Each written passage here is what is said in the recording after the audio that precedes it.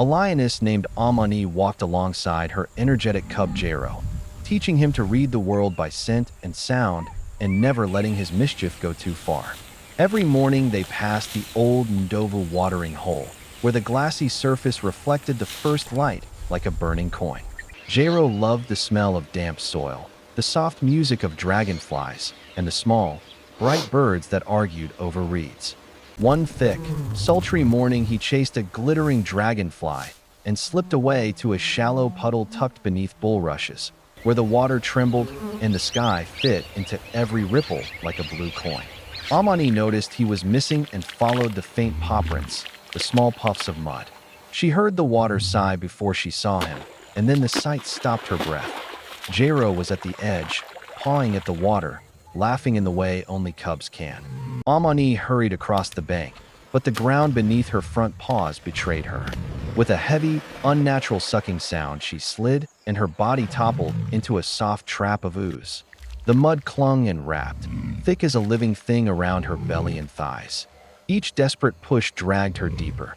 Jero skidded to the bank and froze, eyes huge and round. His call burst out, a high, sharp sound that split the morning like a thrown stone. Amani tried to turn and growled, but the mud held her like shackles. It was the kind of silence that taught the smallest lessons. Pride does not mean the same as safety.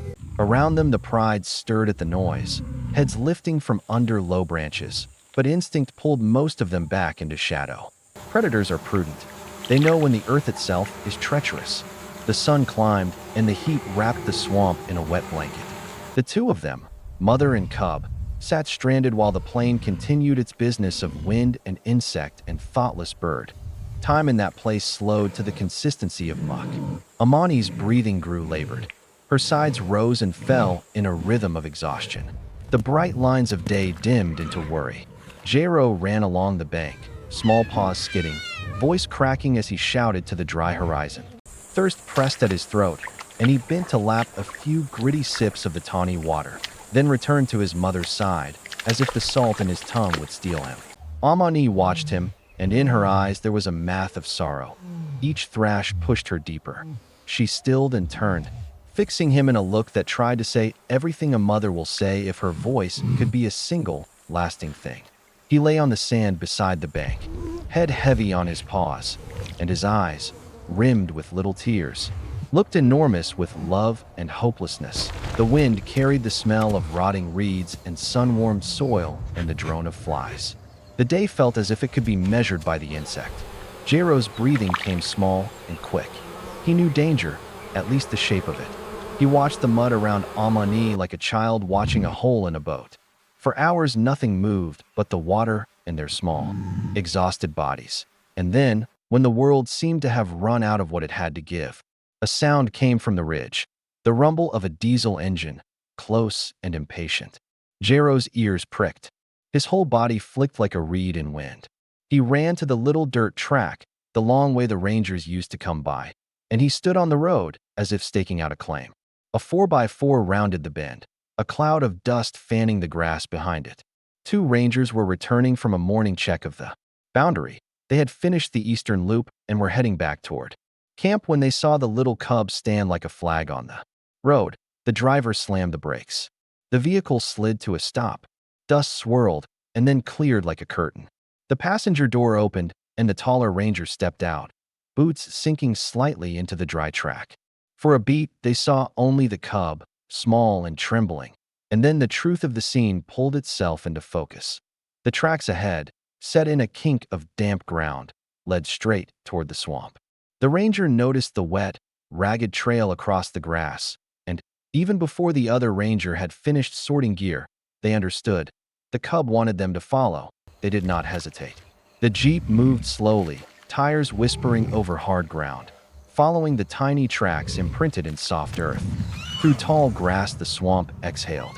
In the middle of it, half swallowed by mud, Amani's head rose like a buoy. She was up to her chest in brown glue, the blades of water grass bent away from her, and for a second the two rangers only looked at one another. Then the training took shape. Assess the depth, check the wind and escape route, look for other lions. There could be other adults hidden in the brush, Pride members who would not forgive human interference. They set the vehicle a cautious distance away and moved at the pace of people who were trying to be careful without becoming indecisive. The driver, a woman named Aisha, steady hands and a line of small scar under her right eye where a thorn had met her months before, opened the boot and pulled out the kit. A spool of rope, a set of straps, wooden planks, metal stakes, a spade for cutting through the reed mat, and a small box of darting equipment. Her partner, Malik, fast and thoughtful, fanned his cap and scanned the sky. "Eyes up," he murmured, "and give me a line from the back." He moved with the soft efficiency of men who had learned to make quick plans and tighter decisions. The first job was to sedate, but only if necessary. Darts could cause a panic plunge, and that might bury Amani deeper. The dart would have to be precise, in the shoulder, so she didn't take in air wrong and drown. They prepared the path first. Wooden boards, scavenged from old game stands, were laid end to end like a fragile bridge. Malik hammered stakes into the marsh so the boards wouldn't slide, and Aisha looped the rope along them as a handrail. They anchored one end to the Jeep's winch and the other to a harness rig that they would slip under Amani's chest. The work was muddy and slow. The boards sagged and sunk underfoot as if the swamp resented the interruption. Jero sat at the edge, his small frame tense and his eyes scanning the humans like he was memorizing a map. He looked up at his mother and then at them as if to say, "Please." Aisha finally elected for a dart. The syringe hissed out like a small, sharp promise and scored Amani's shoulder. She blinked and then slowed, the initial shock of the sting replaced by the long, cool wash of sedation. Her breathing slowed, eyelids drooped, and the dangerous edges around her eased. Malik signaled, and then, with the care of men coaxing a sleeping animal, they began the slow walk across the boards. Each step made the mud shudder, but not devour. The rope was their backbone, and Malik used it like a handrail for steadying his boots. Jero stayed close, his small paws leaving prints on the board as he watched. When they reached Amani, the sight struck them with the mute force of something both terrible and oddly beautiful. A lioness pressed to the earth like an offering. They fed the rope under her chest, taking care to avoid the neck and the fragile organs, and rigged it to the winch. Malik took point on the controls, and Aisha looped the tails of the rope into a bowline that would cinch as they pulled, but would not strangle. They hooked the end to the Jeep and turned the engine slow. The winch took up the slack, and the rope began to tighten like a taut storyline. The mud around Amani creaked and surrendered a fraction. Her great frame slid forward. The boards trembled, the stakes groaned, and for a long minute it looked as if nothing could break the swamp's claim. Then, like the first note of a long-delayed song, the rope drew her. The winch muttered, the Jeep rolled a meter forward, and Amani's body answered with a slow, unwilling movement. The mud hissed and peeled away in long gray ribbons, leaving a trench like a wound across the marsh. They pulled and pulled until at last her paws scrabbled the firmer bank. She was free. The Rangers heaved the last bit until she lay all the way out on dry land. Breathing shallow and spent, Aisha poured water from buckets, washing crusted mud from Amani's face while Malik checked her pulse and listened to her chest. They recorded the vitals, murmured observations, and fed the youngest meat they'd brought as an offering, a small sacrifice to lull the cub and anchor the mother to the physical world. Jero crawled to Amani and licked her muzzle, his small tongue frantic and wet with worry. She barely opened an eye, then closed it as if to shelter in the feel of his touch. It was the quietest of reunions. No grand roars, no triumphant songs, only the slow, animal breathing of survival. They did not linger long. The pride might return, and humans sent in the wrong place could mark a territory in a way that brought violence. Before they left, Malik marked the GPS coordinates and made notes in the field book. Timeout. Environmental conditions. A summary of the rescue. Small log entries that would become the factual backbone of the evening, the proof of a job done. Aisha and Malik watched the pair for a long minute as the sun softened and the wind brought cool relief. Amani, now able to shift weight and reach, rose and shook in great trembles that flung mud like confetti. She sniffed the air, tasting the humans and the grass and the little offering of meat. Her muscles flexed and she went to lick Jero clean as mothers everywhere do. The middle of the day cooled into the gentler rhythm of late afternoon. Amani took a few tentative steps, then sank into soft grass to rest. Jero ate greedily beside her, stealing small pieces and pausing to glance at the jeep as if to make sure the world had not changed. The Rangers slid back into the vehicle and rolled away with the slow contentment of people who had been given one of those unremarkable gifts. An animal returned from the brink. They smiled at each other with the kind of tired relief that comes after work like prayer. The next day, the story followed its quiet arc. The pride drifted back from the bush, tails flicking, and recognized Amani at once. There was the ritual approach, sniffing, circling, the small confrontations that re-establish hierarchy. Amani's place returned to the rhythm of the group. She moved through her world with a new cautiousness, more measured than before. But her body remembered how to hunt and to play and to teach Jero the names of things he was only beginning to know. In the camp that evening, the Rangers told the tale over mugs of coffee. The little cub on the road. The stop, the board set, the winch tightened song. They told it in small, exact phrases, part fact list, part myth-making. Villagers from the nearby homestead heard the story and made their way down to the watering hole the next day with wrapped loaves and an eager curiosity.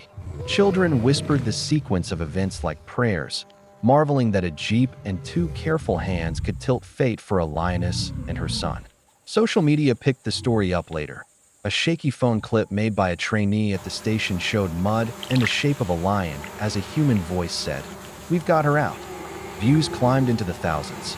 Everybody likes to believe in a rescue when the rescued are wild and powerful and remind us that even kings can be held by soft, sticky earth. But the rescue was not merely a single act fixed in time. The memory of being trapped left its mark.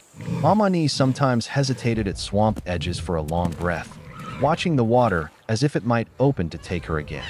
Jero, on the other hand, seemed to understand something new about the world, the fragile generosity of strangers. He would sometimes sit by the road and watch the distant dust clouds, as if listening for any vehicle that might bring odd relief. He grew a little faster in those months, his legs getting longer, his play harder. Amani taught him carefully, measuring risk and reward, teaching the cub that the world had both beauty and danger in equal measures. Seasons turned. The rains arrived and filled the Ndovu watering hole again. The mud retreated, the reeds repaired themselves, and life resumed its long, patient churn. Amani taught Jero the old lessons: how to stalk silence, to watch wind, how to move like a shadow under sunlight. The Rangers continued their rounds, their logbooks thicker with entries of rescue and prevention. They kept an eye on that patch of marsh, and sometimes they would slow their jeep as they passed, because the sight of Amani moving through dawn stirred something in their chests like a reminder choir. What the story asked of anyone who heard it was not only that humans can help, though they can, and sometimes must, but that there is a fragile, mutual recognition between species. For all the ways the world is dangerous, there are also those small intersections where a rope, two board planks, and the will to do the right thing can alter a life. The Rangers kept the coordinates, the photographs, the field notes. They told the tale each year to new recruits, not to boast, but to insist on the humility that rescue requires. Months later, a young tracker visiting from the regional park sat with the Rangers by the fire and asked, "Do you think she'll remember the humans?" Malik thought for a long moment, the flames riding shadows across his face. "I don't know," he said finally. "Memory for animals is practical. She remembers the bank and the feel of the boards under her paws and the smell of the rope. But whether she remembers gratitude as we do, that's a human map. I think she remembers danger and kindness both. Maybe that's enough." Amani and Jero moved on with the life of the plains. The watering hole baked in sun and later flooded with rain. Other dramas rose and fell. But on some evenings, when the air was thin and the sky burned, the Rangers would pass the bend and see a lioness on the ridge, head high, cub at her side, both silhouettes against a bleeding horizon. They would slow and drive on, and for reasons they could not fully name, their hearts would lean forward in a small, steady way. They had been on the side of life that day, and that was a soft, enduring thing. Dear viewers, what do you think of this story? Share your thoughts in the comments. If you enjoyed this video, give it a like and subscribe to the channel. Until next time, keep your eyes open.